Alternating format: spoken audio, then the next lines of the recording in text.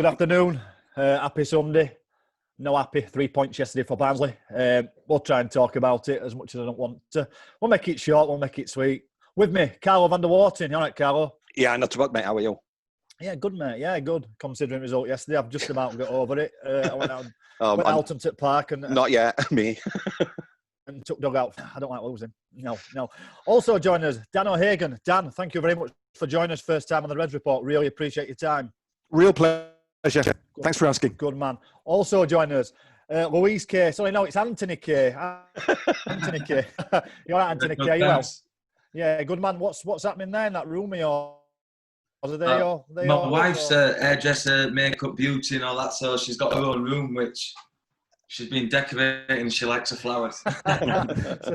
So you've been demoted to that room for the podcast. Yeah, I've got family here today as well, so I'm out the way. Ah, right. Well, we'll not be long, mate. We'll not keep you long. I don't think there's too much we want to talk about, if I'm honest. So, yeah. Dan, obviously you worked on the Barnsley game yesterday. Just your initial thoughts, really, if you can. I thought the slow start was the problem. You kind of give away a 2-goal lead inside 10 minutes and it's an uphill battle. And from that point, they never got going, really. They made, I think, 3 changes from the game against Blackburn. I thought Barnsley second half were better, but Stoke maybe eased off a fraction. But when you make a start as poor as that and give away 2 goals inside 10 minutes, it's always going to be a very uphill battle, isn't it? Yeah, certainly is, and that's exactly what it was. Carlo, just a fan's thought then before I get the professional view. Yeah, I think, we've always said, haven't we, that the confidence in the Barnsley side is very much on a very even basis. And I think when you give 2 of the goals away in the manner that we did, I think confidence was just shot, wasn't it? I think if you're being outplayed, you could still go to a player, hold your head up. But it just seemed to crumble, and that unity that we've seen just wasn't visible no more. It's ironic. We've been talking about Mads Andersen and how much it changed and so good. And then, the old Mads Andersen sort of turned up again yesterday for a couple. And you could see it early on, just even passing sideways to a teammate and he'd be, 4 foot behind him. So, it wasn't great. It wasn't pleasure watching. And I think it was a bit of a stern reality that, we're still in this dogfight. Yeah, we'd been doing really well. Yes, we lost yesterday and it was absolutely horrible. We're not out of it, but all is not lost either, is it? So. Sure, you just edit out for a corner, do you not? You edit out for a corner. And then even so, you just saw his confidence crumble. He'd been knocking 50, 60 yard passes prior, last 3 games. And then you're right, Carl, he kept going sideways or back to Jack Walton. Sometimes quite short back to Jack Walton. Yeah. Anthony, your thoughts on the game? And how does a team go from being so exceptional defending over the past 3 games to looking like a Sunday League team? How does that happen? I don't think you could see it coming, especially with obviously 2 wins and a draw the last 3 games. But it was a big game as well because Stoke are down there. But if you look at Stoke's team on paper, they're unbelievable, aren't they? They've got a good team. Yeah. So Stoke on their day could probably turn any team over like they did. But regarding Barnsley, the lads mentioned it before, conceding 2 goals in the first 10 minutes. Because obviously when you go preparation for the game, that goes out the window. You can do all preparation for the full week, working on their strengths, trying to nullify their strengths, and then conceding 2 goals, it goes out the window then. And then, because Barnsley are a young team as well, I think I've got a few sets. Anderson's 22, Williams 21. I think is it Solbauer is 30 as well. So he's the more experienced one. Yeah. But apart from that, that's where you probably need your experienced head on to probably get them together and say, look, do you know what I mean? And did that. Of course. Dan, a much improved second half performance from Barnsley. Shall we argue that? I think so, yeah. I think it's one of the players who came on at half-time. I thought Simose was bright. I thought Styles was bright as well. The players who came on did make a difference. But, of course, a team who are 3 goals up will always maybe ease off. And it's rare to see 2 halves when a team is so on top. So I think you have to put that in mitigation and say maybe Stoke weren't quite at it in the second half as they were in the first. But I thought, the players who came on did change the game. And as I say, I thought Simose was really bright. And he looks like a proper player. So, you're going to take bright spots and positives. Then it was the second half performance. But the game was lost by half-time, wasn't it? Yeah. Carlo, Dan's obviously mentioned Simose and him looking bright. Simose has got the nod for the 3 previous games. Chaplin obviously had a massive impact coming off the bench. And you could argue Chaplin probably deserved to start. However, we didn't have that impact off the bench for Chaplin to come off the bench to have that impact. And Chaplin never really got into the game. So was that a mistake in your eyes? Starting with Chaplin, should he have just not stuck to the form with it? No, I mean, you could argue, couldn't you, that even without Conor Chaplin, we'd have conceded 3 really stupid goals, personal errors, people not marking the man. I mean, 2 set pieces as well, let's not forget. You know, we thought we got better at this, but obviously we didn't. And I think... I said it, didn't I, in the preview that we did on Friday. He's made a huge impact from the bench, and I think he needs to be really, really wound up, and then you sort of let him go, and like he did last week. I don't think it's fair to say that no. I think the people on the pitch need to take responsibility. Unfortunately, they only have sort of like 2.5 days to do so and to improve from that, which is a huge ask. But, you know, we know. But all the teams are in the same position. You can't make an exception for that because every team in the Championship is playing Saturday, Wednesday, or Sunday, Thursday, or you know what I mean? So I think from his selection, you would have said on paper, wouldn't you, that Chaplin done enough to get a start. You know, he deserved that. But I think it's, to me, the 4 at the back and those in the middle, there just seemed to be a gap. I don't know if that was communication. I think was it lower confidence, but the transition from defence into attack was almost non-existent yesterday, I thought. Yeah. Anthony, question to you then. Playing in a good team or a team that's winning and playing well, that's full of confidence, everybody's wanting the ball. That's easy, isn't it? You know, you talk about a young team, this Barnsley team, you've mentioned age, that's easy, isn't it? But when your backs are against the wall, Anthony, are you wanting a more experienced players in that team? And what does communication break down quicker if that's not there? And I guess the question to you is, when the backs are against the wall, is that when you need more senior players to step up? And obviously Barnes doesn't seem to have that. 100%. When you're in that situation, it always helps if you've been in it before. Have these players been in that situation before? You don't know, but going back, you can't the goals up. Like you mentioned the goals before. The first one, Sam Vokes. You don't leave Sam Vokes. You need to get tight to him. Do you know what I mean? Yeah. And the marking was it Williams who was marking him? Ben Williams, yeah. Was nowhere near him. Yeah, nowhere near him. The second goal was it the head of the centre half should have headed it out for a throw in away from danger. The third goal was a well blocked corner, but you should be able to see that. You know what I mean? I think that means again. And you could tell with the manager's reaction at half-time, he made 3 subs straight away. So he did try to change it. But then when you are 3-0 up, you do let your foot off the gas, and then it's easy to play against. That's why the team always in the second half, always coming back, always plays well. That always happens in football. Yeah, that's interesting. Dan, Ant's just talked us through the goals there. You watch a lot of football. How often do you see posts clear, like no defender on a post? Because I thought that was commonplace at one point, and we still do it as a Sunday League team. Two of those goals that Barnsley conceded, nobody on the post, nobody on the front post or the back post. How common is that now in football? Do you see that often? No, not at all. But I think all 3 goals in that first half were really poor. I mean, we mentioned the second one where Anderson's header fell way short. The first goal, you know Sam Vokes, you know what he is. You know, he's a guy who's had 15 years of scoring goals from crosses. The third goal as well, Campbell just runs off and he's free, 12 yards out.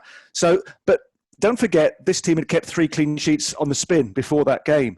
And you've taken, from your first 4 games post-lockdown, 7 points. Had I said to you before lockdown started, you'll take 7 points from 4 games, would you have been happy with that? Carlo, would you have been happy with that? Oh, take it. I think, to me, it's the manner of, isn't it? You know what I mean? If we'd have been played on the pitch by a Stoke that showed a reaction to their managers from their midweek match in which they were extremely poor, you would have said, well, you can expect it. Look at the lineup. Look at some of the names. Look at Klukas. Look at Vokes. That, these should be fighting for, playoff at least, rather than being down there at the bottom. So if we'd have been played off the pitch, but it's the fact that we gifted them. We absolutely gifted them, and I think that's what hurts, isn't it? Yeah. Anthony, speaking of hurt, before you've lost on a Saturday. No doubt, I'm 100% sure you've lost on a Saturday before. You've been playing, and you've been playing again on the Tuesday. At what point does that process begin? At what point do you stop taking a dog out walking and being upset, and then start to rebuild, ready for Tuesday? It's hard as a player. Depends how you played. Especially the manager will have 100% gone in that dressing room after in Barnes' situation and just said, look, that's not good enough. Because Tuesday, it's Luton, massive game. Yep. They now are just conscious, look, this is what's happening now. This game's gone. And they have to probably try and get the players up now. Because really now, they shouldn't need motivating against Luton. No chance whatsoever. It's a massive game. And I think there's 4 points now. They're 4 points adrift, which isn't a lot. They only have to win one more and then they're back in it again. So then the mentality changes again. But the manager, the assistant manager will have a job doing. He'll just get constant getting them up. And the players, the leaders there, because looking at the ages of the player, you've got Moat. Like you said before, Chaplin should have started, He's got 11 goals, Woodrow 14. They're the only two major threats, really, that are getting the goals. Yeah, so, of course. He'll probably change it as well. So it'd be interesting to see what changes he does make. Of course. Dan, you obviously watched the game in depth. Was there a good performance from a Barnsley player that probably deserves to keep his shirt? I think Alex Mowat, obviously the captain, really reliable, barely misplaced a pass. Had a great free kick second half as well, which was well saved by Butland. And he was the one guy who you got the sense never kind of gave up and always kept going. We know he's a player with proven quality at this level, certainly. And yeah, he was good. I said earlier, I thought second half, I thought the players who came on, I thought Samoa's was excellent. I thought Styles as well, 1 or 2 neat touches around the box. He won the free kick that Mowat hit the target with. So there were some bright spots. But these next 2 games, again against direct rivals. So Luton on Tuesday, Wigan Saturday. It's points in those games against direct rivals. And you really are back in this. Certainly. You've highlighted the point there, Dan, that it's a quick turnaround and they're just going to have to get on with it, aren't they? Carlo, are we ready to do you think we're ready for this week now? We've just got to move on, haven't we? I think I can't help but think, Dan just pointed it. I think, Mowat is captain, he's an inspiration, especially to these younger lads. I can't help but think that his strength has been protecting the back four, whereas we know that his real strength, his character, is actually, to me, he should be playing at the top of that diamond and providing more service to people like, Coley Woodrow. Absolutely love him. In that role he's playing, we know Coley Woodrow, what was it, Chris? 70% of his goals this season is one touch inside the box. In that number 10 role, the way we're playing, he's not really getting there, is he? So I'd love to see some sort of tactical change. I think we're becoming slightly predictable with the same lineup. I'd push Alex Mowat to the top of the diamond and put Apple Halme in there. He's got the height to protect the back four. Because I think Alex Mowat it's more dangerous, and we just need a little bit of extra firepower up there. But can we do it? Yeah. Luton lost 5-0. You can argue that our form has been, half decent compared to what Luton is. I think we owe Luton, a thing or two. Bearing in mind, we came last season off the back of undefeated almost all season at home, wasn't it? And then Luton came to town and absolutely thrashed us early in the season. So I think we owed them something. There's some ex-Barnsley players in there as well. There's Bree still there, Pearson, Moncur. So it sets it up for a proper old-fashioned type scrap at the bottom. And we just have to see if these young lads are ready for that. Yeah, Anthony, you've played under numerous managers. Just wondering how a majority of those handled that situation, having got 3 positive results and 1 negative result. Carlo talked about changes there to maybe shape or personnel. Is it time to push the panic button, or is there's probably not enough time? What do you reckon? Depends what manager. I've had some managers what have come in and just started, in my early days, started throwing things around. The players will have gone mad. But then as times change, football evolves. And you need to be a good people person now. You need to be a good man manager, speaking to people constantly, try and get the best out of them. And now you've just got to encourage them. And you've just got to let that one go, really, because it's a bad day at the office, and you've just got to look at Luton and Wigan. Wigan's going to be, with what's happening at their club at the minute, they lost, had a man sent off. Their players are going to be in a bit of disarray. They might be getting wage cuts, they might not be happy, and little stuff like that. But I know for a fact, the Luton manager, how intense he is, he'll be going mad at their team. So they will Luton have a big response. Their players will respond massively. Yeah, similar to the Stoke one, isn't it? You could see a reaction from Luton like we did from Stoke to their previous defeat. Yeah. Gents, we will be having a preview show prior to the next guys. We'll be very busy by then. So I just wanted your take on what the score might be for that game. Anthony, if you want to go first, what prediction do you see Barnsley bouncing back? You hope so. You can see that, especially with the quality in that. Because Barnsley are a possession-based team. I think against Stoke, they had 64% possession. So if you look at that, you think, where are they doing it? Are they doing it more at the back, in the midfield, defensive? So they probably need to get that doing more in the final third and get more shots off, be more direct. So is he going to change his style of play? I'm not sure. Different bodies, but they need to win. This stage of the season, you have to win. So I'll say 2-1, Barnsley. You'll do for me, and Dan, yourself, just before I let you go. I think they'll go there and get a result. I think Luton obviously lost their last game 5-0, didn't they? I think Barnsley will get the response. I think we'll see maybe a similar game to the QPR game. So I'll go for another 1-0. Brilliant. And Carl, I'll get your prediction off you on Monday. Dan, that is a great prediction, by the way. We'd love that. Oh, yeah. Either would do. Gents, first of all, Carlo, thank you very much for joining on our podcast. It's lovely to see you as always. I'll see you again tomorrow. Yeah, see you tomorrow for preview. Dan, thank you very much for making your debut. Please come back on. It's nice to speak to you, and I hope you have a nice weekend. Real pleasure, thank you. I want one of them headsets. Yeah, Anthony, we'll get one to you if you keep coming on. Anthony, nice to see you, buddy. You have a nice weekend too. Thank you. See you later, fellas.